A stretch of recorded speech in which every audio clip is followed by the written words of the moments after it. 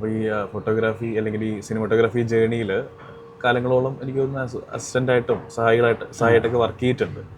അപ്പോൾ വേണു സാറിൻ്റെ കൂടെയും അതുപോലെ തന്നെ വേണു സാറിൻ്റെ കൂടെയുണ്ട് ജോമോൻ ടി ജോൺ, ഗിരീഷ് ഗംഗാധരൻ, പിന്നെ കാർത്തിക് മുത്തുകുമാർ, ഇവരെയൊക്കെ കൂടെയാണ് വർക്ക് ചെയ്തത്. അപ്പോൾ പലരുടെയും കൂടെ പല എക്സ്പീരിയൻസാണ് ഉണ്ട്. ഇപ്പോൾ വേണു സാറിൻ്റെ കാര്യം പറയുകയാണെങ്കിൽ എനിക്ക് പണ്ട് തൊട്ടേ കൂടുതൽ ഇൻസ്പയർഡ് ആയിട്ടുള്ള വ്യക്തിയാണ്. പിന്നെ കുട്ടിയായിരിക്കുന്ന കാലം തൊട്ടേ കണ്ടേക്കുന്ന ഒരാളുമാണ്. ഓക്കെ.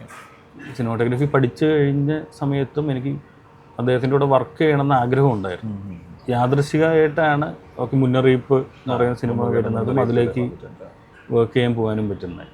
അതെന്ന് വെച്ച് കഴിഞ്ഞാൽ എന്താ പറയുക, ഏറ്റവും ആദ്യം തന്നെ നമുക്കുണ്ടായിരുന്ന ഒരു ആഗ്രഹം സബലീകരിച്ച പോലത്തെ ഫീലായിരുന്നു. മുന്നറിയിപ്പിൻ്റെ സംവിധായകനും അതെ, അതുകൊണ്ട് തന്നെ അദ്ദേഹം വിഷ്വലിനെ എങ്ങനെ നോക്കിക്കാണുന്നു അല്ലെങ്കിൽ സിനിമയെ മൊത്തത്തിൽ എങ്ങനെ കാണുന്നു എന്നുള്ളതെല്ലാം അതിൻ്റെ ടൈറ്റിൽസ് തന്നെ കാണിക്കുന്ന ഒരു വിഷ്വൽ. അതെ, ഉറുമ്പുകൾ അതിൻ്റെ തീറ്റ കൊണ്ടുപോകുന്ന പോലെയുള്ള ഒരു വിഷ്വൽ ഭയങ്കരമായിട്ട് എന്താ പറയുക, ഒരുപാട് ചിന്തിപ്പിക്കുന്ന ഒരു ആശയമാണ്. അങ്ങനെയുള്ള തോട്ട്സൊക്കെ ഒരു പക്ഷേ വരാൻ അത്തരം സിനിമകളുടെ ഹെൽപ്പറായിട്ട് സഹായമായിട്ട് നിൽക്കുക എന്നുള്ള സാഹചര്യം. അതെ അതെ, കാരണം വെച്ച് കഴിഞ്ഞാൽ അദ്ദേഹത്തിൻ്റെ കൂടെ വർക്ക് ചെയ്യുന്നതെന്ന് എപ്പോഴും മനസ്സിലായിരുന്നൊരു കാര്യം വെച്ച് കഴിഞ്ഞാൽ ആദ്യം സിനിമ എന്ന് പറയുന്നത് സിനിമാറ്റോഗ്രാഫി മാത്രമല്ല എന്ന് എപ്പോഴും ചിന്തിക്കണം എന്നുള്ളൊരു കാര്യം.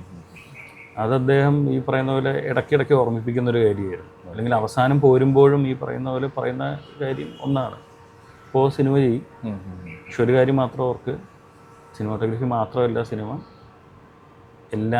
എല്ലായിടത്തും കണ്ടെത്തണം.